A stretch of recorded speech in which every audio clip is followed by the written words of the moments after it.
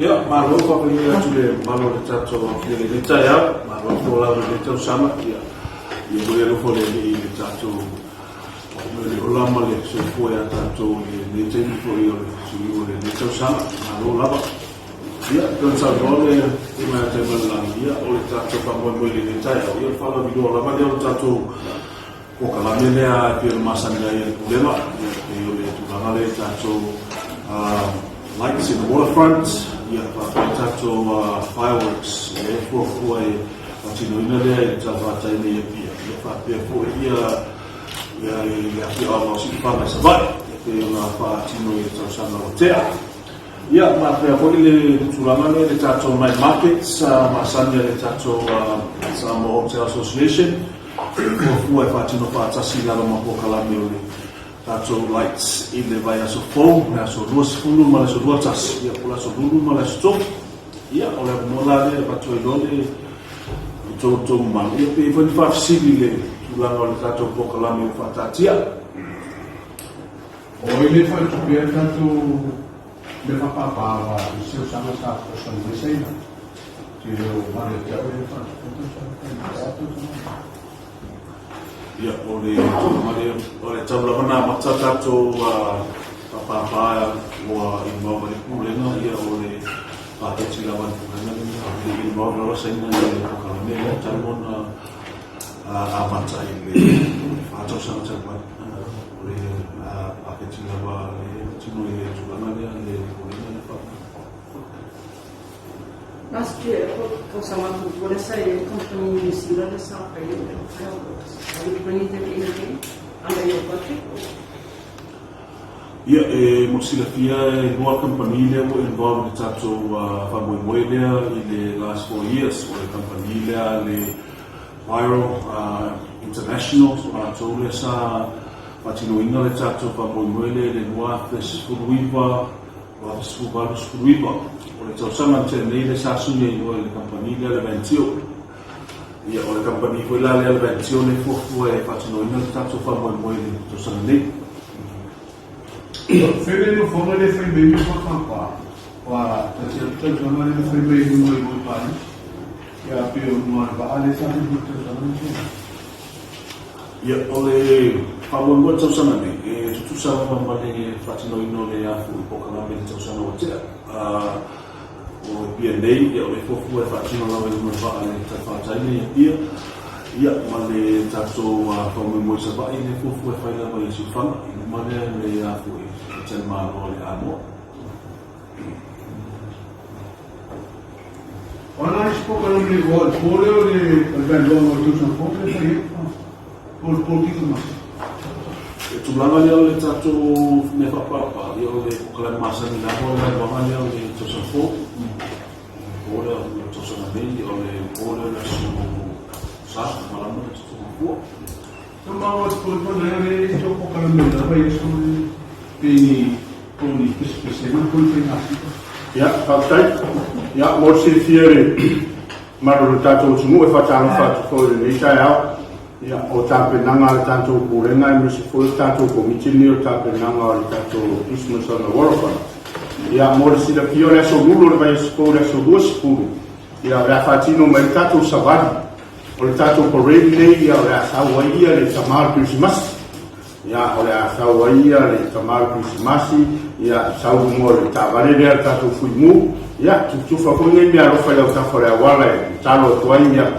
mai tato wainga tato fa nau ya olo bara u dia foi fala ko tonga ya me se foi la to ia au ta alona malanga i talo mo foi Pacific Solomon ya ma imi sa wali ya mi so tanga menga malo tu ina to foi tato tu ya lango mai le fa mo nei o tam foi ngala ina ye se events mo le tu ku lu mo fa no malo ya fa mana to ko Kirisimasi e pe fo na vai ko ye tato mo li le o tala ya to telefoni ya malo le tu no ro a mai ya ro si di pea ona na mai le ya file se a fo lima e fo e tau no mai la vai mo fa no malo ya wa tau ko sa ye tato mo li ya fa ile tato sa minga lotu mai ya sa mo le ta fa e kule rofare dia o dia atu e fa tia mai na fiona te mai fa mia o staff o dia o tato kule nei ia ona samoa lea ia ale ai ia ole le ofisili lava le tunainga ia po e samoa ona mata i ole o pesepesega i po le soluspulu lea ia o lo i tatou o faipese ia e tatala lava la e lau faipese le pulega tagata faamai moa leua afai e tele i mai moa se au faipese le tautia ia ona e suma i le po lea ia e te whaafonga ma e sila ia i siufonga matamofie o pulega tagata faamai moa ia talaina tatou ia soa ile manisi o tatou au talavou ia e miso falaputoga o leua mua valaudia ia e aga'i mai e faafiesie po lea o iai fuafuaga o le fituaga i leiva ia tatou polokalame lei le aso i le po lea o le aso lulu ia ona o le astoki toe fa'auau foi lea toe amata foi lea i le fitu aga'i leiva i le po lea ia staimi ona sanoa lea o le presidente o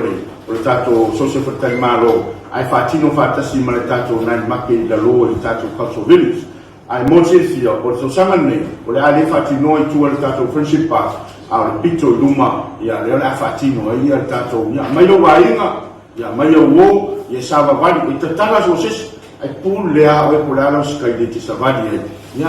kufai kakulole ia mauai le kakokuisi ma mea ga e kufaifaina mauai kuisi ma paku o le tatou milia ia so le tatou savali tamalu Kirisimasi ia tutufa atu ai ia au tatou polokalame na mo le vai e sofou mata le fa'alaulo atu ia mai ai lo vaega e tafao ma ia kakomoli ia felalalua'i ia alu talo lea le tatou komiti nei lea la latu ia e mana'omia lava le tatou lagolago ia savavali le tatou parade le aso lea Sa fai tausaga tele ia na fa'atino foi le foi na fa'atino le tatou parade le foi na faisi to'atele foi o i latou na savavali ai le foi na ini tagaluega le mālō savavali ai ia i le tatou parade tausaga tenei ma le le rana o mai ai na fa'atino la i fitoitua lea le tatou fa'afiafiaga le tatou sio se amo ruai aso ai le iofisi ma se sa kamalo fa'akau le polis ia fa'atai o le fofoga le komiti ia mantua fo'i o le aso faraile e pa'ui le solusulu ua le umaiga luega ia e ai foi le naunau taina ia e to'atele fo'i e fia malaga i sava'i malaga i tuā ia o le ala lea o le utu mai ai lume aso ia ae a fa'apea e saunoa ia le presidente o le asosia fatalimālo fa'auau atu ai ia e night market i asfaraile na ia ua kakoku'u ai magaomia ai o le u ka fao ai i tatou molia manamata manaomia taumafa ma ia ae alei le tatou night market tafao ai ia se au tatou fa'afifiaga ma le show ia na o le lua aso ia ona ia ngai foi tatou to'atele o le tatou ofisa nei ia e mua latou toki i e kalesia o le tapena Kirisimasi e le se me fa'apeo fesa ko isia o sa vai foi le contributi tatou tumis ia o le molesilafia taimi nei o le ua ave le tatou mea fa'apāpai i sava'i i pe ona saunoa ia ni mata taimoi ia tatonu ua lava savai i taunatā atu mea fa'apāpā le ua ave sava'i i lo mea ia e polokalame nei faiasodua ia atono iai se taimi ia ona ave lea afaitinagalo e avi parauni ia o le a fa'atino foi se taimi o luma e tatou mea fa'apāpai fa'atino i o le afua'au ia le la saunoa atu ia suma ia i tumaitai pule o le tatou maketi ia rosa ia inisi o vaega i so atu ai ma tatou vaega le fesa e tulaga o le sauga lemu ia fa'ape fo'i ia le presidente o le tatou talimālo ma ia mai lei e suga ia le vau Saya memulai anak. Ya, apa yang ini kamar mereka oleh jadi fantasi mana STA. We work together to ensure that our fireworks display is successful. Our partnership with our key members from Samo Police Services, Fire and Emergency Services, MNRE, MWTI, Samo Shipping Corporation, BBE, Land Transport Authority, e a Samo Port Authority. E onde vai faltar tele lá no Zana Luna, isso só tele vai e fatinoma viva no moi.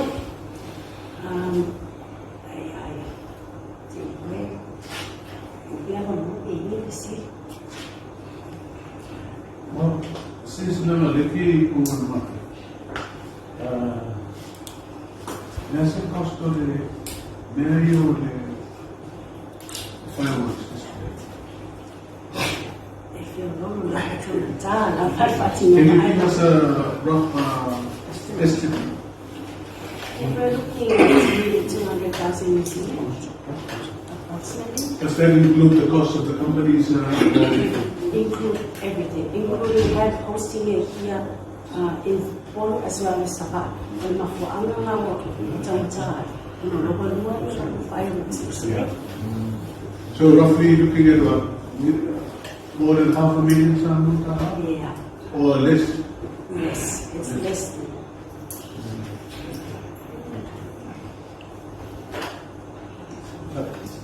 Ya, baru partai mula kedua. Mawala mula berterus atau perusahaan ada tapi beneficiasi untuk sini ni aja. Ya le omai ya orang sui mai mula lo tiene mu. Mula sini ada sih le ni pula. Oleh amat kami son talang ada tulang ada satu fireworks ya oleh malbena ya berbitola awal pesau le sama sama le hotel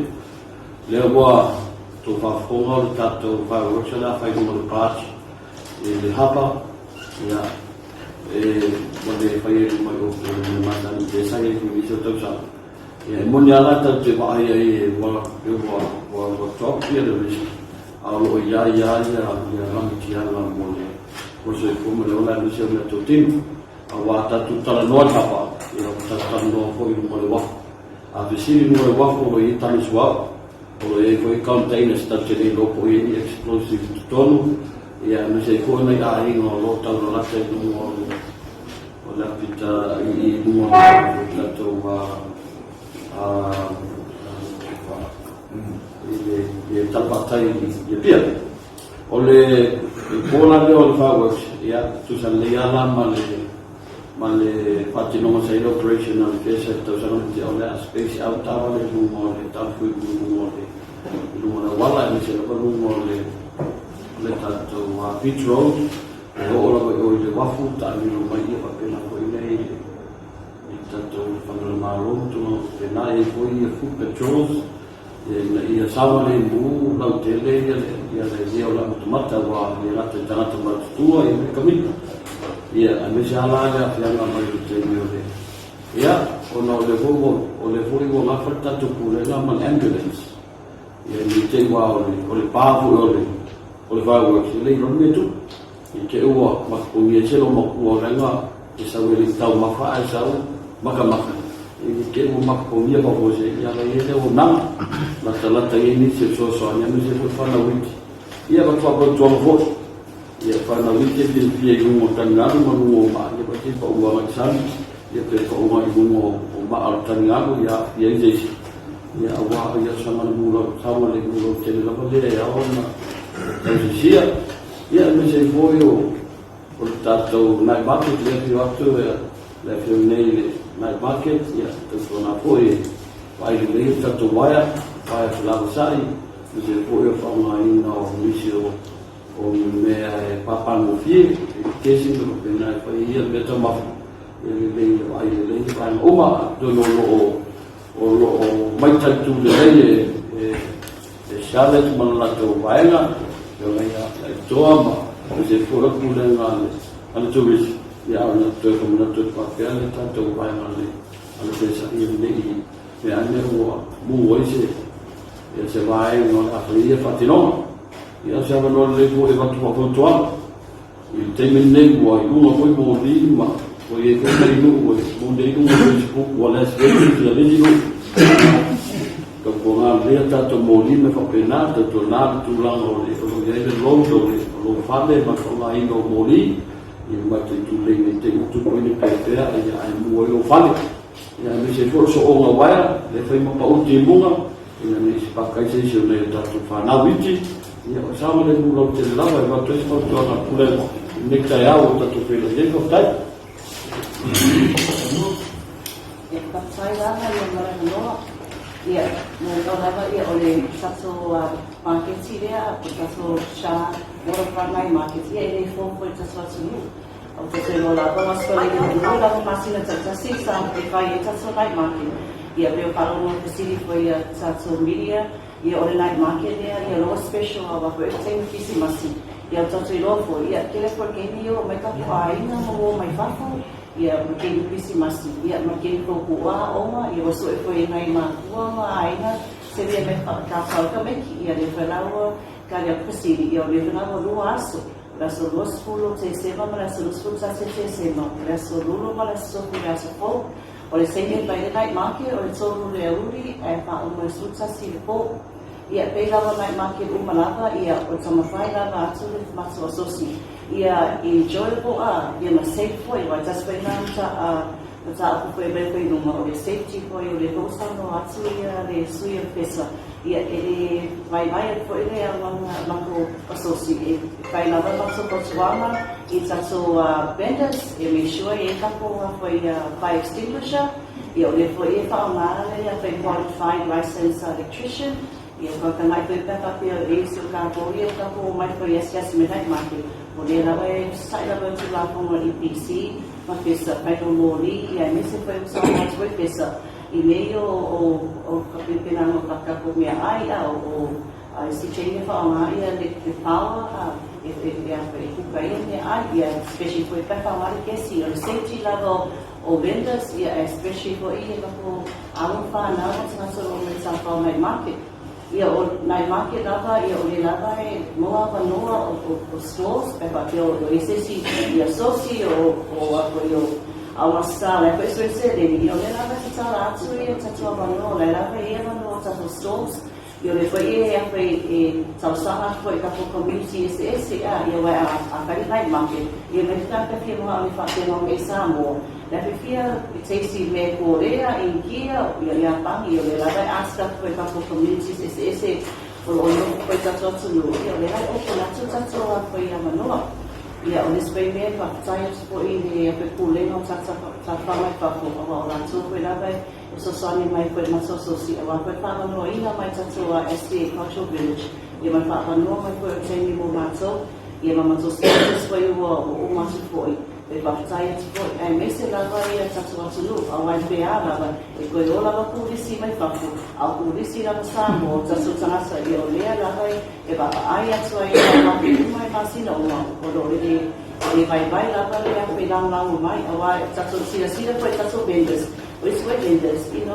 o pisi spaghetti, o ka mai whaka einga, le koe a maka mai, ia whakatai atu koe vendors, awa alei koe tato, Lo tala lava le whai I vendors. Without the vendors, it is successful for the Night Market. Ia matu lava whakatai wa skuta si masina o te atu. Ia o le lava sa o mai lava e support the Night Market. Ia o le spray mea whamamore lava, ia o se whautuanga lava, ma se ai oia tunu. O le lava e promotes lava le asosi e misu lava kule na tasa sa pamai whaku. O tasa tunu o se tasa nu au kulei. Ia le lava la e promote a beautiful Samoa. Mai e vaai atu a pēr pa Night Market. E te reo tātou ki, lava mai a kulei I la pisi. Ia ai pōni lava lalo pepa I lo la pisi lalo. Ai whamamore lava Samoa o tātou uma Samoa. Ia o le alelei Samoa o tātou koina. Ia whamamore lava na se Pasaha lava vai I tātou atunu. Whamā tātou la pisi whamamore. O nama katau sani tato lema ai mōre ana sa rusput sasi e whamamore lera e marapi si ai ia o neswei mea mungui lava whakatai lava I ofisa leo mo pesa awa o masina umala mako Night Market e le tai ko ia vai vai le langang mai awai o le pass waiha o le Night Market o le safety o le kuikuia koe leo o tangasa o Kongo Night Market. Ia ma make sure e se pāne tōme e tuku koe I te Night Market. Ia whakatai pe se whakasiri. The vendors, are they paying any registration fee to shop? Yes, o e lea koe le registration fee. E se lautala I le simple store space. Ai la haolai e luo store 200 tāla. Ia o le apapera le te mana o e mai casino store. Ai e luana aso e une lusi lautala. Ia mare ni masu tāna o le pound supply. Any alcohol, because I remember Uchi Night Market say a area for those people who wants to have some drinks, alcoholic drinks. Ia, whakataiwa whansiri, ia ole ai, ia pēlawa koe o tūrafono, le liquor board, ia e ape loa whakalaina tū mai sene, Ia ia te fiong foi o le visa o le MOR, ia tuala. E te talo mai, e paka le tatou tāwani. Ai a mai mei mata ia le Firework. O kuna o fio wa ia ia ma pisi le awala mo poloka. Ia aula ia tangata lai fia o mai sa o e o mai paka la tau tāwani. Talo to le malo tatou tunu, te le tatou ka paka ai me se foi o tafo tatou awala, ia paka ia tatou tāwani. Ia ai a mai mei e mai mua mata tatou Firework i lunga tangaru, ia me se foi i tatou principal, ia mamai ma umara ma ima pai. E loa mai nuku ia tatou Firework, wala tatou waa, e tu mai anga i tai i tatou waa, e leo le pi le wafu waa. E tu mai anga i lunga le tanga i le aro. Ia ona whanga i oleo tatou papa, e loa mai anga i so se vaenga o i tal whakai le pitro, ia ke arara iai, ia au talo atu le tatou va nawe ni sibsiri to fa na tuatu tato Polokalame le aso tato parade after lima le fiafi ia su mai tato o wai fa tasi mai lo wai ku le au ni o skai ia au le la sa weta mar Kirisimasi ia tu fa to tato na lo fa tato role o tato wisi ma vai nga umana ia awale fa Marilino lo fina ngana. Ia tato fifia le polea, tato pespesenga, ia miso le polea so tofi, ia tulanga po e peste to tasi, ia minisi po o tato fa fifianga. Ia o le utape na ina tato komite family, e tato utunu e angai mai. O le tala, ia meselan tato ngai makelea, su mai tala le tonu, ia ai e sputasi le po, ia o nauno tainga, ia maua pese vaenga, ia mai ele malo tato utunu. Hello. Good.